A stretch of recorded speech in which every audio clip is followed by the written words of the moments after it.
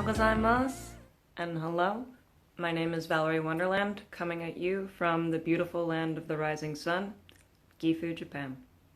One thing I just want to get out of the way real quick is I've been really excited to do this because it's definitely been a minute since there's been a Japan story takeover, and I love teaching in Japan, and I'm excited to share this experience with the people who also want to teach in Japan. So let's do it.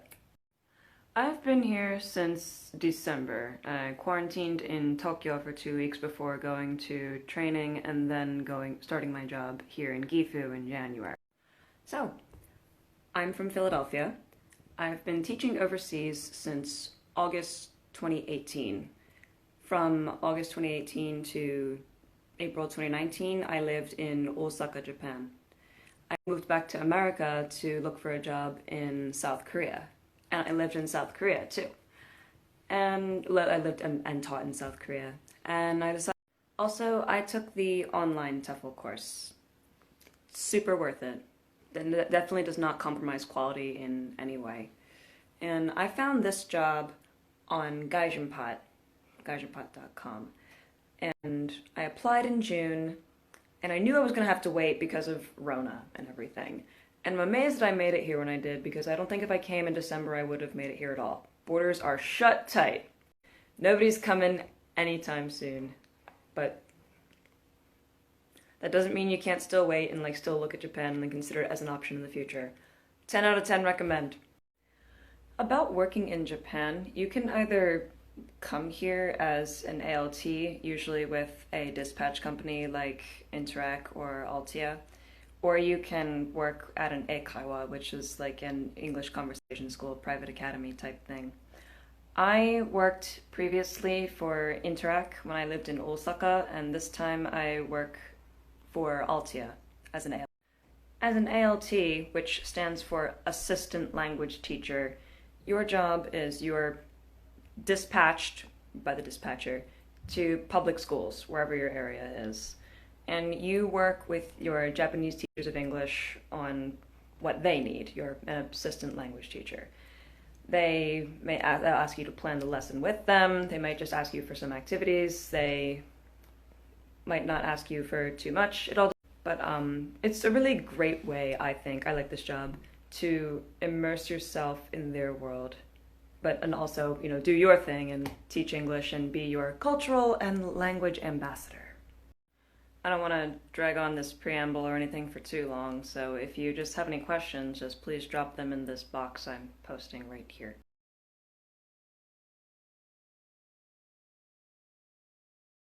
It also just feels good to dress smart and just feel professional. So, real quick before I leave for school, I'll give you an apartment tour.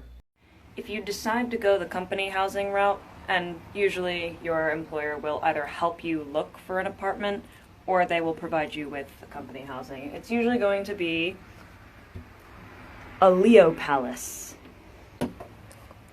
Quite modest. So, we open the door. We go inside. And right here is where you take off your shoes. And there's a right and a wrong way to do it. You step out of them like this, and they gotta face this way. From here, I've got my hallway. Snacks, fridge, microwave, they came with the place.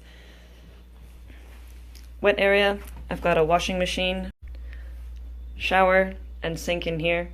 By the way, my favorite thing about this bathroom, my favorite thing about this shower is the soap thingy is right there, where you can't reach it if you're sitting in the tub, or if you are washing your face at the sink, you gotta reach under.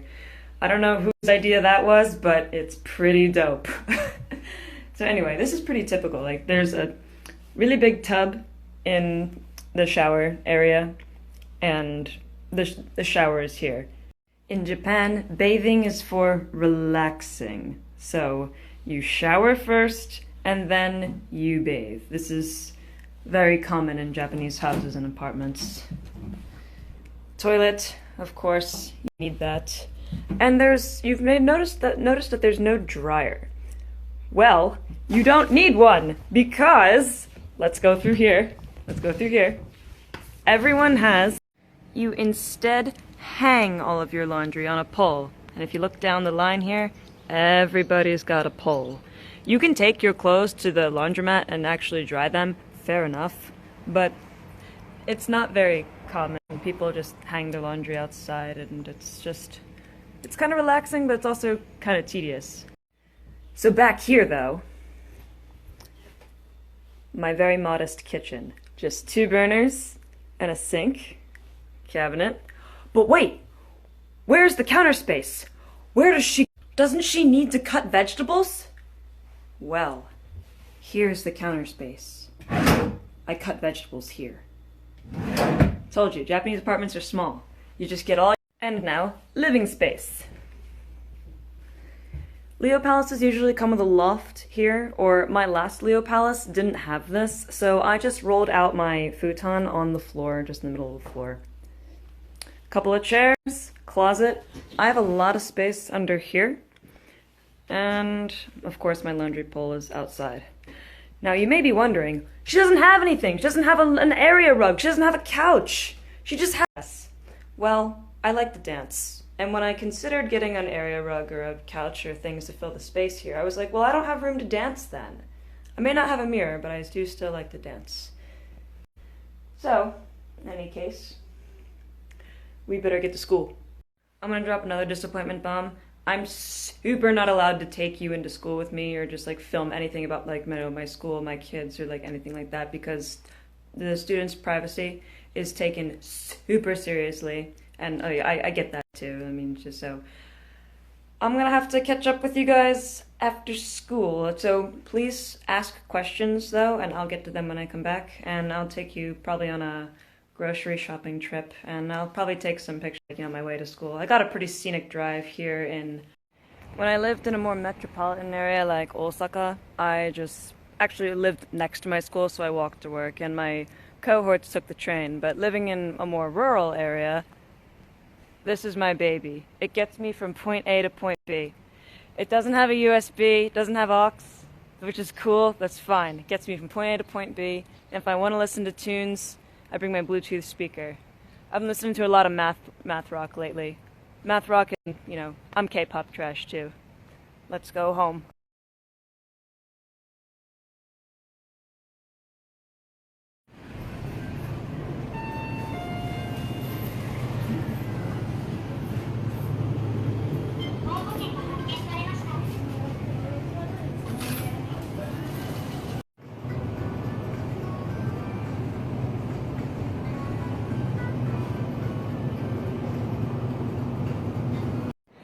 I pulled over because I had to take a picture of this one. I cross this beautiful river every day.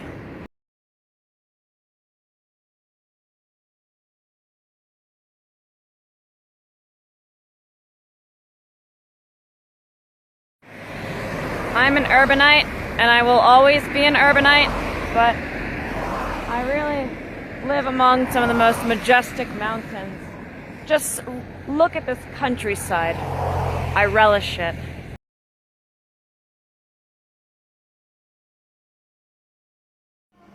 I hope you didn't miss me too much, because I sure missed you.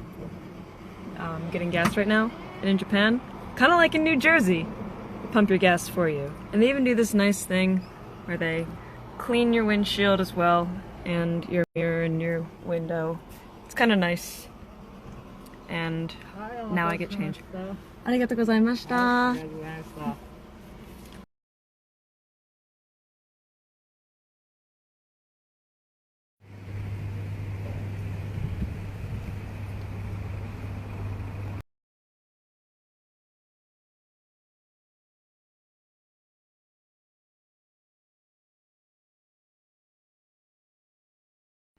Though I do live in what's considered like rural Japan, I'm not out in the sticks. I am fortunate enough to live near this mall.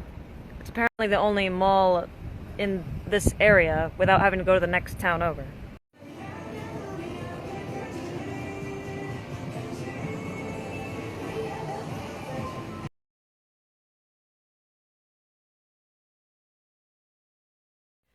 I get home from work, I shower, I cook, and I just immediately get back into my pajamas. So while I'm digesting what I've just eaten, and I did eat all of that kimchi fried rice, I will look at and respond to your questions. Never a bad time, my friend. Especially since you can do it remotely, just do it now. No harm done. And that way you'll be ready to go when things do reopen. I work for my company, actually, like, not at my school. My company provided me with a car. I have an international driving permit, which allows me to legally drive in Japan for a year with my US driver's license. And then after the year, well, you're really supposed to get this done before you let your permit expire, you go get your Japanese driver's license, which I'm going to have to do pretty sooner rather than later. Working for a dispatch company is kind of a gamble this way because after you sign your contract, you're not sure at the time, they'll tell you later, what your position exactly is going to be and what schools you'll be at. You can definitely submit a preference and tell your company, oh, I feel more comfortable working in junior high schools, or I really like elementary schools, but there's no guarantee. And you could be at one school, you could be at 2 schools, you could be at 5 schools. When I worked in Osaka, I had just 1 school, and here I work at 3 schools, and I travel to them throughout the week. Yeah, last time in Osaka I had a junior high school, and this time I have 2 junior high schools and 1 elementary school. And every couple of weeks I'll actually be visiting a couple of kindergartens in the morning. I love this question. I could talk about it all night, so if Asker, you actually want to talk about it more, or anybody else for that matter, I would love to. This goes for any country you're seriously thinking about teaching and living in. If you're seriously considering coming to Japan and to teach English, start studying Japanese right now. Like, stop watching me and go start studying Japanese right now. To make a long story short, when I first moved and started working in Osaka, I only knew katakana and hiragana, didn't know anything else about Japanese except the go-to survival words and phrases. And then when I started studying Japanese, I felt tremendously less isolated, and the more comfortable I was talking to my teachers who weren't necessarily my Japanese teachers of English, and the more I felt like I started to fit in, and people were more comfortable talking to me too, and it just took a lot of pressure off, and I felt better, and it just felt more accomplished and right. So you can never ever ever ever ever go wrong studying the language of the country that you're intending to live in. Of course. So basically everything here is business as usual, but with a mask. Like, I still go to school every day, everything's open, people wear masks outside though, everyone's pretty good about that, and the countryside where I am isn't really having any problems. I haven't heard anything about cases too much around here, or at all, and any of my cohorts, that no cases in their school, they haven't had to close, none in mine, everyone's good, but it's places that are more densely populated, like Tokyo and Osaka, that are having problems. Again, borders are shut tight. We're trying to control this virus. Good question. I think anybody here has at least heard of, if not already looked into, the JET program. I know people who've worked for it. They said it was really great. They had a good experience. And Interac has mixed reviews, and although that's true, honestly, everyone's situation is different. I didn't have a bad experience with Interac, and if you really want my honest opinion, I think they're a great company to work for just to get into Japan and just like get started here. So don't cross that off your list.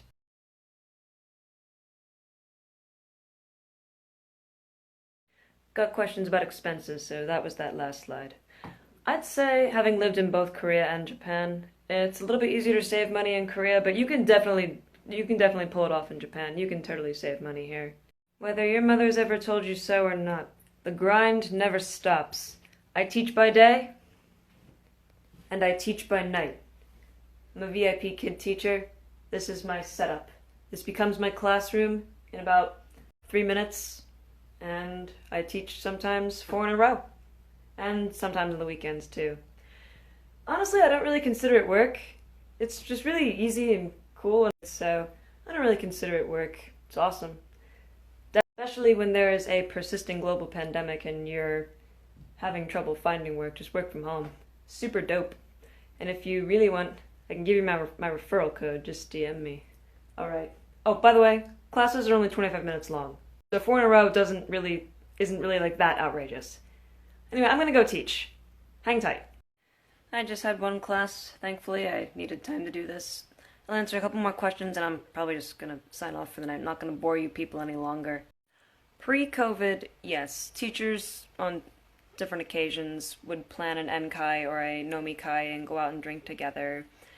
But now is not the time for that because of COVID. But yeah, it's normal. Actually, I'm going to make that the last question, and any other questions I got that were repeats, I'm just going to DM you. And honestly, if you have more questions, you just want to talk, I love talking to people about this, just DM me. I'm going to put my @ in the next slide. Put it right here, @Valerie Wonderland.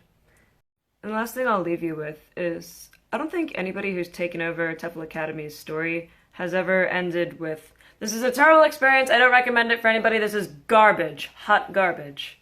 No.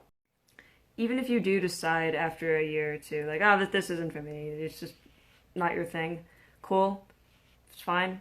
But I think living overseas and learning to speak a language, just immersing yourself in a culture that's not the one that you were born into, is such a sobering, enriching experience. I think anyone seriously considering this would be remiss to go back on, and I'm not going to do it. I'm going to say you should certainly do it. I support it. The world and all these different places and all these languages, I'm a linguophile. It's just so amazing to me. I can't imagine, living a life where you just aren't at least curious about it. But that's just me. Anyway, you have my @ hit me up anytime. This has been really awesome and fun.